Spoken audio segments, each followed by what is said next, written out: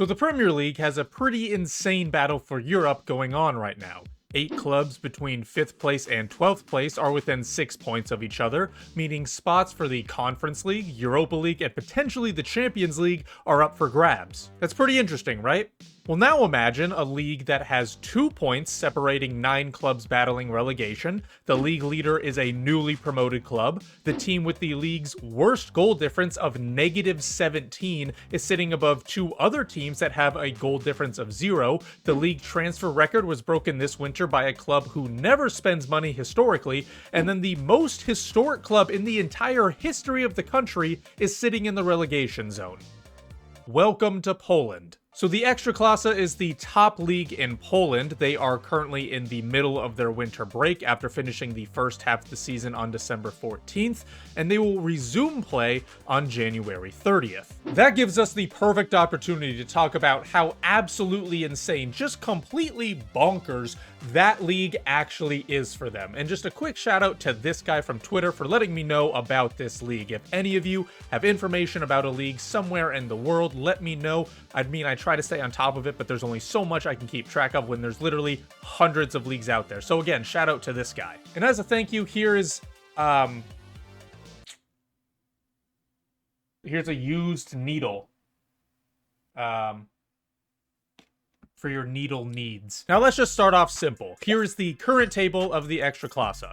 The entire league is separated by only 11 points. That is 18 clubs whose position could suddenly flip, for better or for worse, after just 4 matches. That alone is absolutely insane. You're telling me that a club leading this league is averaging as many points per game as Espanyol?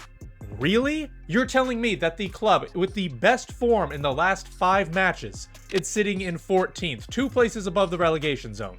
Really? Oh, and also, a +9 goal difference is the best in the league. +9. Really? Now, as close as the table is, it's basically divided into a championship group and a relegation group, because there are more points separating 8th and 10th place than there are between clubs 1 through 8 and between clubs 10 through 18, with 9th place just kind of sitting there in purgatory. So because these clubs are deciding that they don't really want to win anything, truly embodying the Arsenal philosophy, it's made for a tight league race just across the board. And because of that, some really interesting storylines have come out, starting with the league leaders, Pasque. And just as a quick disclaimer, I apologize in advance for all of my pronunciations of these clubs, okay? Just bear with me. So Pasque, although not strangers to the top flight, have only won 1 major trophy in their entire history, and they also just got promoted this season. Despite having one of the worst goal-scoring outputs, seriously, I cannot express how bad their attack is, only 3 clubs have scored less, they are in first thanks to having the best defensive record in the league by a good margin. And of course, everyone else f***ing up. Now, I could go into more depth about this team, but there's one interesting fact that I want to share, something that's truly just remarkable, right? And that's the fact that they have not lost in their last 10 matches. And you may be thinking, oh, so even though they're the leaders, they probably just started out poorly and then hit an insane run of form, right? No, the exact opposite, actually. 7 matches in, they were cruising. I'm talking 5 wins, 1 draw, 1 loss, right? So pretty solid there. They have only gotten, since then, 14 points from 11 matches. And yes, I did say that they are unbeaten in their last 10. That is absolutely true. Because of those 10 unbeaten matches, 8 were draws.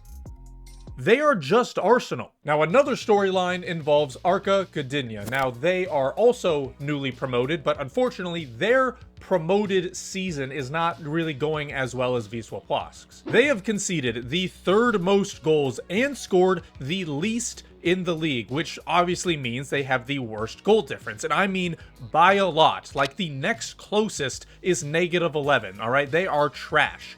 But despite that, they are 12th.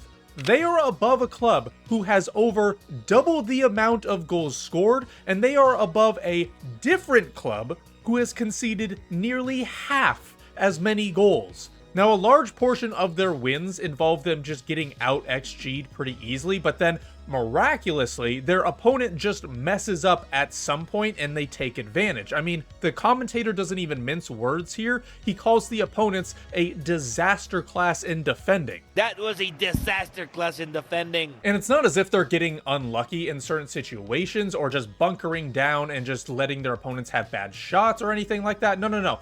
They are statistically some of the worst in the league, okay? They have the worst average match rating. They are bottom 3 in possession, worst XG difference, bottom 3 in big chances created, bottom 3 in accurate passes per match. Like, they are only good at committing fouls and getting cards. And also middle of the road for clean sheets for some reason. And it doesn't even matter who they play either, because they have beaten the league leaders, they have beaten Lech Poznan, but they have also lost to the worst team sitting dead last. Like, it is truly one of the most hilarious and baffling clubs, not just in this league, but probably in Europe and the world. Now, next up is Leah Gdinsk, a heavily supported club in Poland, and is one of those clubs sitting below Arca Gadena in the table.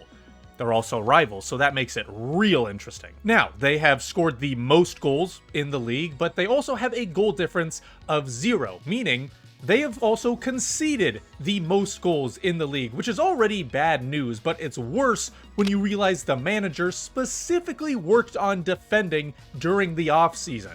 We heavily focused on improving our defense, which is why we signed many defenders after conceding 59 goals last season.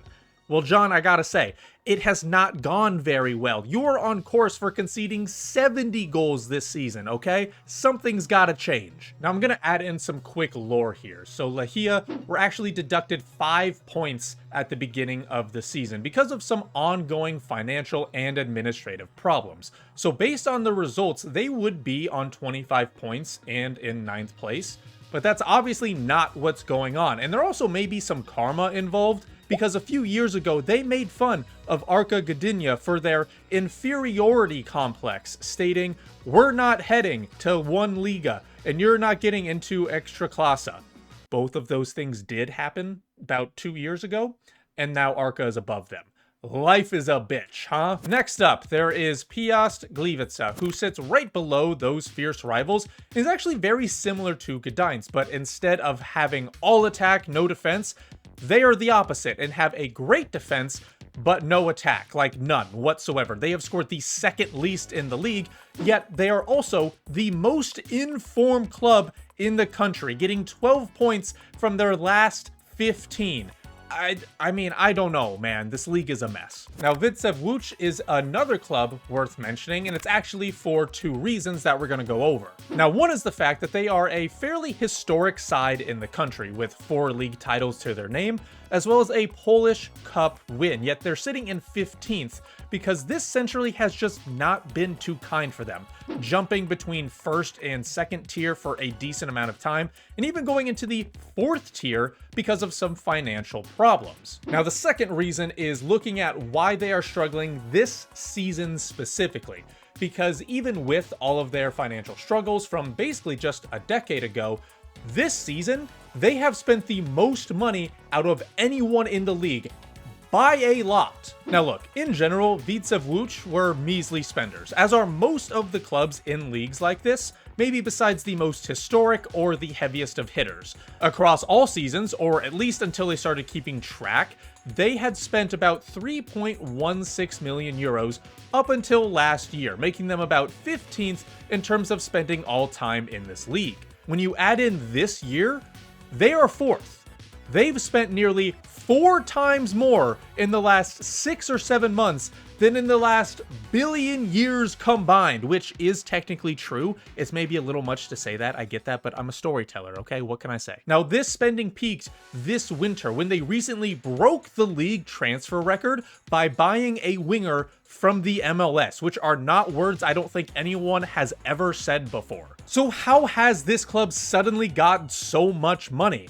Well, easy answer. They were taken over by a crossover of Steven Armstrong and JD Raider, except less buff and more balding. Unfortunately for them, a lot of their summer signings just have not panned out so far. Zakiri has not played much and has only scored 1 goal. Marius has just 1 assist. They just brought in a right winger, keeper, and left back this winter alone, so the guys in their club must not have performed very well, or at least are going to need better depth, and only their striker seems to have made a very good contribution thus far, once again proving that constantly throwing money at something won't necessarily fix everything, right, Manchester United? And lastly, we have Leia Versava, who are arguably the most interesting story in this league, which, you know, is odd given all of this. Now, Legia is literally the most successful club in all of Poland. They've won the most league titles, the most Polish cups, they've played more seasons in the top flight than anyone else. It's insane, right?